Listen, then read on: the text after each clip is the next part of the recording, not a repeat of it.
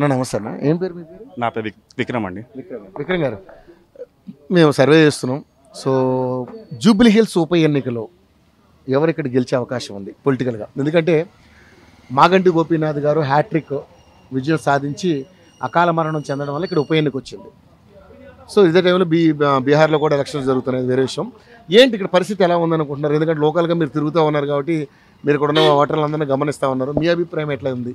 ఎందుకంటే ఇక్కడ 3 పార్టీలు ప్రధానంగా పోటీ పడతా ఉన్నాయి, కాంగ్రెస్, బీఆర్ఎస్, బీజేపీ. సో ఏ పార్టీకి అవకాశం ఉండేలా కనబడుతుంది మీ లెక్క ప్రకారం? ఇప్పుడున్న ఇక్కడ సిచ్యువేషన్లో మాత్రం ఇక్కడ బీజేపీ లాంటి ఇక్కడ ఏ పోటీ లేదు. ఇక్కడ ఓన్లీ టీఆర్ఎస్ వర్సెస్ కాంగ్రెస్ మాత్రమే ఉంది. ఎందుకు అంటే ఇప్పుడు మేము ప్రతి ఇంటికి గెలిచారు కానీ ఇక్కడ మేము ఇంటింటికి వెళ్ళి ప్రతిదీ మేము కనుక్కుంటున్నాము. ఇక్కడ బీజేపీ మాట బయటికి ఎటు రావట్లేదు. ఇక్కడ ఏమున్నా గోపీనాథ్ ప్లస్ బీఆర్ఎస్ పార్టీ గురించి మాట్లాడుతున్నారు. ఇక్కడ ఇప్పుడు మన అభ్యర్థి ఉన్నారు కండి సునీత గారు, మొత్తం ఇప్పుడు తన గురించి అందరూ మాట్లాడుతున్నారు. ఇప్పుడు గెలిచే అవకాశం అన్ని తనకే ఉన్నాయండి ఇక్కడ. అవును, కానీ సునీత గారు పెద్దగా రాజకీయంగా ఏం తెలియదు. గోపీనాథ్ గారు అంటే ఎక్స్పీరియన్స్ క్యాండిడేట్, కానీ వాళ్ళ మిస్సెస్కి ఏం తెలియదు. ఆమెకి ఓటేసిన ఏం చేస్తుంది అని చాలా మంది మాట్లాడారు. తను ఇప్పుడిప్పుడే వస్తున్నాడు మా మేడం గారు. తనకి అంత ఐడియా లేదు కానీ తను ఇప్పుడు గోపీనాథ్ గారి దాంట్లో ముందు అన్ని నేర్చుకుంటారని చెప్పి నేను అనుకుంటున్నాను. నవీన్ యాదవ్ గారి ఎఫెక్ట్ ఏముండదు ఇక్కడ? నవీన్ యాదవ్ ఇక్కడ మాకు కాంగ్రెస్ తో పోటీ ఉందండి. మాకు క్యాండిడేట్ తో మాకు పోటీ లేదు.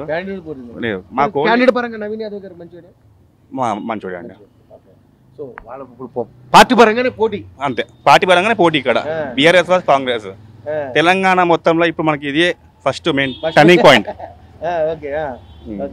సో సునీత గారికి మరి గెలిచే అవకాశం ఉందంటారా? ఎందుకంటే అధికార పార్టీ 100% గెలిచే అవకాశం ఖచ్చితంగా ఉందండి.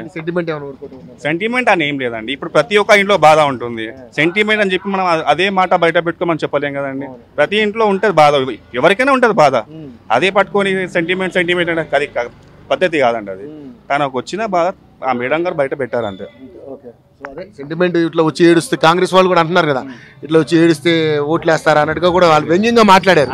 అది టోటల్ ఫాల్స్ అండి. అది జెన్యూన్ వచ్చిన బాధ. అది మీకు ఏంటన్న ప్రాబ్లమ్స్ ఏమైనా ఉన్నాయా మీ ఏరియాలో? ఇక్కడ ప్రాబ్లమ్స్ అయితే ఏం లేవండి. చిన్న కొన్ని ఉన్నాయి ప్రాబ్లమ్స్, అంతే. డ్రైనేజ్ సిస్టమ్స్ కానీ మీరు ఇప్పుడు చూస్తున్నారు.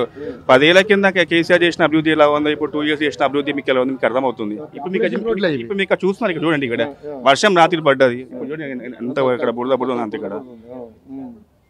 సో పెద్దగా ఈ 2 ఏళ్ల అభివృద్ధి కూడా ఏం చేసింది లేదు ఇక్కడ కాంగ్రెస్. మీకే అర్థమవుతుంది, మీరు చూస్తున్నారు కదా. మీరు కూడా మీ నోటితో, మీరు ప్రజలు కాబట్టి మీ నోటితో చెప్పాలి. ప్రజలందరూ మీకు చెప్తూనే ఉన్నారండి. అక్కడ చేసింది ఏం లేదు, చేసినవి కూడా ఏం లేవు. ఇప్పుడు మాకు కేసీఆర్కి ఇట్టు ఉండేది. ఇప్పుడు కళ్యాణ లక్ష్మి తులం బంగారం చెప్పారు, ఆ బంగారం కూడా లేదు. మహిళలకి బండి ఇస్తా అని చెప్పారు, యాక్టివా, అది కూడా లేదు. అన్ని హామీలు ఇచ్చారు తప్ప ఏం లేదు, ఏం జరగట్లేదు. బస్సు ఒకటి ఇచ్చారు, బస్సు ఎందుకు ఇచ్చారో తెలియదు. ఇప్పుడు మొన్న ఒక క్యాండిడేట్ మనం మాట్లాడాను, సికింద్రాబాద్ నుంచి అతనికి యూసుఫ్ కూడా రానికానికి 75 రూపాయలు టికెట్ పడ్డాయంట. 9:30కి నాకు మొన్న వెళ్తే నాకు చెప్పారు వాళ్ళు. నేనే షాక్ అయినది. 75 రూపాయల మహిళలకు ఫ్రీగా ఇచ్చారు, పర్లేదు. ఇప్పుడు ఇక్కడ తీసుకుంటున్నారు ఇక్కడ నుంచి మళ్ళీ. ఇక అదే వాళ్ళకి ఫ్రీ ఇచ్చినట్టు ఇచ్చి మన దగ్గర అంతే. సో మరి పరిస్థితి ఇప్పుడు ఉన్నటువంటి పరిస్థితుల్లో మరి హోరాహోరీ పోటీ ఉందన్న, మరి నువ్వైతే ఏమనుకుంటున్నావు? హోరామోరీ పోటీ ఉన్నా ఏం పోటీ ఉన్నా కానీ గెలిచేది మాత్రం బీఆర్ఎస్ 100% పక్కా. రాసి పెట్టుకోండి మీరు. వచ్చేది కూడా బీఆర్ఎస్. నెక్స్ట్ 3 years తర్వాత కేసీఆర్ గారే సీఎం అవుతారు.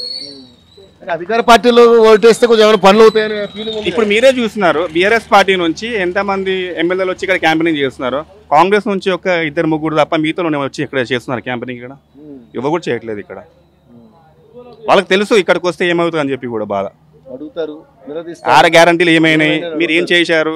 కొందరికి ఇక్కడ వాటర్ బిల్లు వస్తున్నాయి, కొందరు వాటర్ బిల్లు కూడా ఫ్రీగా రావట్లేదు, పేమెంట్ చేస్తున్నారు. ఇంకోటి కరెంటు బిల్ చెప్పారు 2 million అని చెప్పి, అవి కూడా కొందరికి డబ్బులు కడుతున్నారు, కొందరు ఫ్రీ వస్తున్నాయి.